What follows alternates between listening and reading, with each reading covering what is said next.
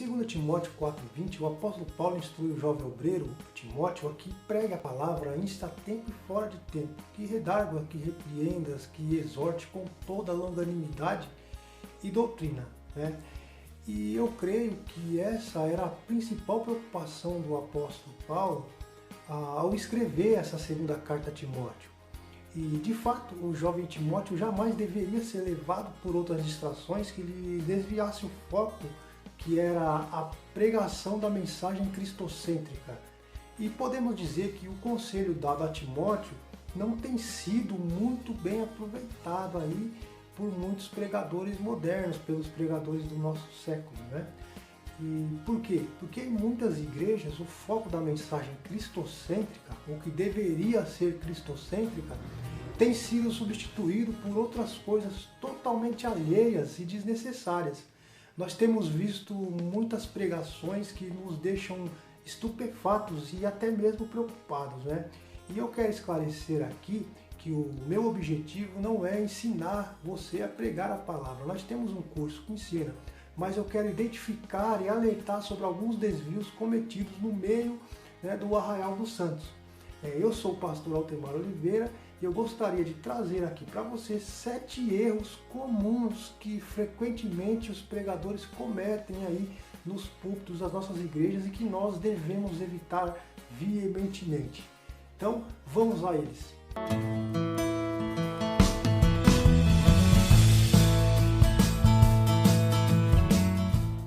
O primeiro erro é esquecer de Jesus na pregação. Todas as mensagens precisam apontar para Jesus Cristo, porque Ele é o modelo para conseguirmos vencer o pecado. É por meio do seu sacrifício, de sua ressurreição, da sua vida em nós e através de nós. Então, é tudo por Jesus. Se nós tirarmos Jesus da nossa pregação, a nossa pregação se tornará vã. E é o que mais nós vemos hoje, né, nos nossos púlpitos, nas nossas igrejas, são mensagens egocêntricas, onde o homem é o centro da pregação. A pregação é feita para o homem, pelo homem, né? Tudo é feito para o homem é precioso, o homem é puro, é ouro. Então a mensagem está sendo direcionada para o homem, está tirando Jesus. E Paulo diz lá em Colossenses capítulo 3 que Cristo é tudo em todos. E temos que colocar Jesus como centro, né, da pregação. A pregação precisa ser cristocêntrica. Então o primeiro erro que nós cometemos como pregadores é esquecer de Jesus na nossa pregação, tá? Então que nós possamos colocar Jesus como centro da mensagem, como centro. Nossa mensagem precisa ser cristocêntrica. O segundo erro é abandonar o texto e dizer que Deus disse o que Ele não disse, né? E pregar a palavra, ela não consiste apenas em ler um texto bíblico e imediatamente abandoná-lo, né, para em seguida falar da própria experiência, dos sonhos, visões, conquistas espirituais e até mesmo seculares, né? E ainda mais dizer que Deus disse algo que está fora da sua palavra. E por mais que tenha algo interessante, nada deve substituir a exposição da palavra. Ainda que o que eu tenha para falar seja interessante, a exposição da palavra tem que ser primaz, né? A exposição da palavra, por sua vez, ela não deve ser confundida com a narração de várias histórias sem vínculos com a passagem em pauta, né? Iniciar, por exemplo, um texto com a parábola do filho pródigo, completar com a cura do cego de Jericó e concluir com a mulher samaritana, sem fazer aí a devida contextualização e aplicação prática, isto pouco se aproveitará na mensagem, né? E ainda mais, o ouvinte, ele ficará sem compreender aquela mensagem, sem entender aquilo que foi pregado e irá, com toda certeza, embora com dúvidas, não vai compreender aquilo que foi ensinado. E a falta de objetivo na pregação, ela dificulta a compreensão por parte dos ouvintes. E esse tipo de pregação, ele tem sido muito favorável às conversações paralelas na igreja, né? Porque a pessoa perde o foco. E nós somos chamados para dizer aquilo que Deus disse em sua palavra, conforme nós vemos em Ezequiel 33:7. Eu vou deixar o versículo aí. Então, o segundo erro que nós podemos cometer enquanto pregadores é abandonar o texto e dizer aquilo que Deus disse, ou melhor, e dizer o que Ele não disse, tá? Dizer que Deus disse aquilo que Ele não disse. O terceiro erro é testemunhar negativamente. Pregar não é falar detalhadamente sobre a nossa vida de pecado aí, antes de receber a Cristo como Salvador. Isso, na verdade, só gera constrangimento, né? E testemunhos, eles devem ser dados, né? Mas somente são proveitosos quando se tem em mente o texto de 1 Pedro capítulo 4, versículo 17, que diz: se alguém falar, fale segundo as palavras de Deus. Se alguém administrar, administre segundo o poder que Deus dá, né, para que em tudo Deus seja glorificado, por Jesus Cristo, a quem pertence a glória e o poder para todos sempre. Amém. Né? Então, o que nós vemos é que muitos pregadores estão caindo neste mesmo erro, né? E estão enfatizando aí a sua vida pregressa em detrimento da mensagem do Evangelho. É muito ex isso, é ex-traficante, é ex-assassino, é ex-bandido. Então, traz essas coisas em detrimento da mensagem do Evangelho, que deve ser o foco. Então, o terceiro erro que alguns pregadores cometem é o erro de testemunhar negativamente ou enfatizar demais o testemunho da sua vida pregressa. O quarto erro é ter uma visão distorcida da glória de Deus, né? Pregar a palavra não é avisar a igreja o tempo todo que vai descer a glória de Deus ali e nada acontece muitas vezes. A igreja cansa de esperar, né, por esse momento glorioso que nunca chega.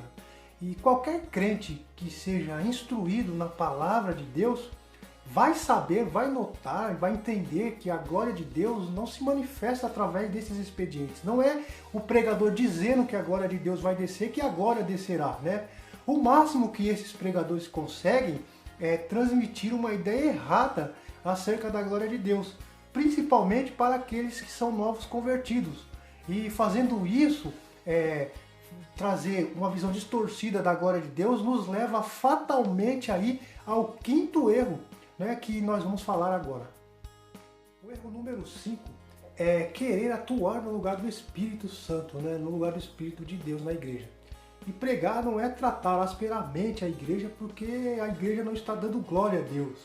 Qualquer pessoa sabe que quando o pregador está sob a unção do Espírito Santo, a igreja vai ser levada a glorificar a Deus de maneira natural, né? Isso ocorre naturalmente e sem nenhuma pressão. Então, comandos desse tipo, dessa natureza, são indícios de que o pregador não orou, o pregador não se consagrou e também negligenciou o estudo da palavra. Ele deveria pelo menos lembrar que a igreja continua sendo a noiva de Cristo e ele deve respeitá-la como tal.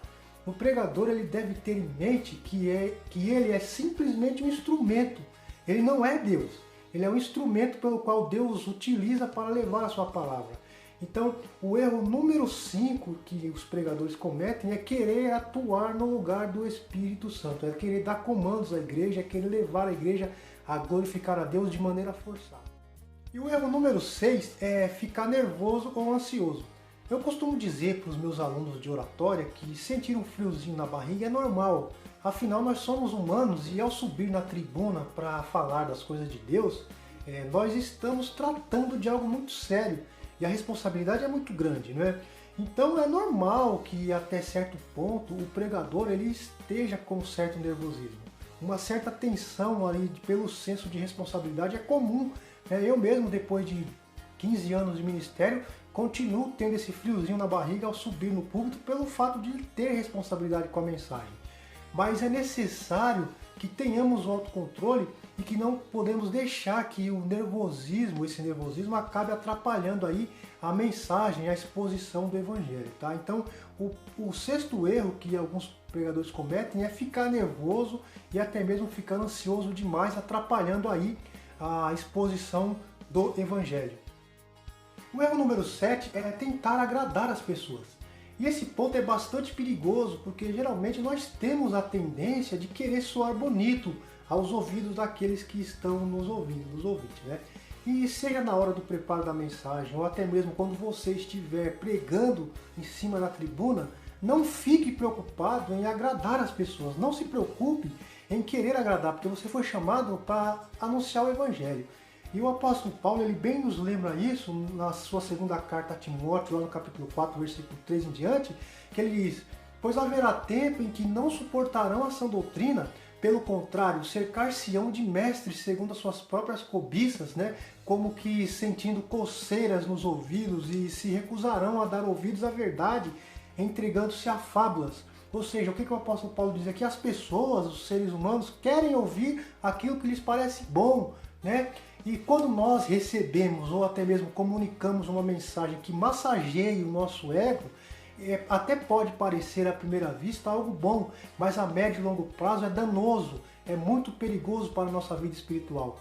E infelizmente muitas pregações acabam visando aí conquistas de grandes e efetivos resultados em qualquer contexto, em qualquer área, né?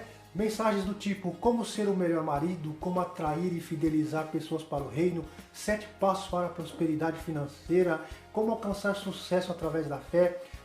Esse tipo de mensagem, mesmo que com um traje espiritual, é algo que se torna humanista e materialista, né? Evidenciando assim pessoas que diminuem a importância das verdades espirituais em detrimento a ser alguém bem-sucedido pela realização de sonhos e expectativas humanas e que foram originadas em Deus. Então, nós precisamos tomar cuidado com esse tipo de sermão, porque esse é o tipo de sermão que agrada as pessoas, que tenta agradar as pessoas, mas não é um tipo de sermão que vai trazer benefícios espirituais para aquela pessoa e para a igreja. E agora nós chegamos no erro número 8, que é querer trazer uma nova revelação. E tentar pregar uma nova revelação, geralmente é orgulho nosso, é originado da nossa necessidade de querer aparecer diante dos outros. Por exemplo, o homem que tem a última revelação de Deus, aquele que foi no inferno e voltou, né? E eu costumo dizer que se ninguém durante esses 2000 anos de história cristã e de estudo bíblico, ninguém teve essa revelação, por que eu os teria agora? Provavelmente eu estaria errado, né? E nós fomos chamados para pregar o evangelho do reino de Deus. Tenha sempre isso em mente, eu vou sempre bater nessa tecla. Fomos chamados para pregar o evangelho do reino de Deus, pregar a Cristo Jesus, não uma nova revelação. O evangelho é a última revelação de Deus para o homem. E é esse evangelho que nós devemos anunciar. A última revelação é o evangelho, a mensagem de Cristo, né? E Paulo, ele nos dá um grande ensinamento lá em Gálatas capítulo 5, versículo 21, quando ele está listando lá as obras da carne, ele diz, como já outrora vos preveni. Ou seja, ele já havia ensinado aquilo, não era uma nova revelação, era algo que já havia sido ensinado. Nós temos a palavra de Deus como fonte da revelação divina e precisamos entendê-la para assim anunciarmos a mensagem do Evangelho de forma eficaz e de forma clara, tá? Então é um erro muito grande querer trazer uma nova revelação, sendo que a revelação já foi dada, que está aí nos Evangelhos. E por isso eu quero te convidar agora, você que assistiu esse vídeo até agora, eu quero te convidar a conhecer o nosso novo projeto, que é o projeto chamado Clube da Teologia, onde após de alguns anos de estudo, eu resolvi colocar à disposição da Igreja de Jesus, a Igreja de Cristo, à sua disposição, todas as minhas ferramentas de estudos e também o meu conhecimento teológico, tá? Eu quero convidar você que deseja crescer na graça e no conhecimento de Deus e pregar o Evangelho de forma clara e eficaz, a clicar no link que está aqui em algum lugar do vídeo, aqui embaixo, aqui em cima, ao lado, né? E você, clicando nesse link, você vai conhecer o Clube da Teologia, onde eu vou trazer diversas ferramentas para que você possa manejar de maneira clara e eficaz a palavra de Deus, tá? Te vejo lá dentro do Clube da Teologia. Clica aqui no link e te vejo lá.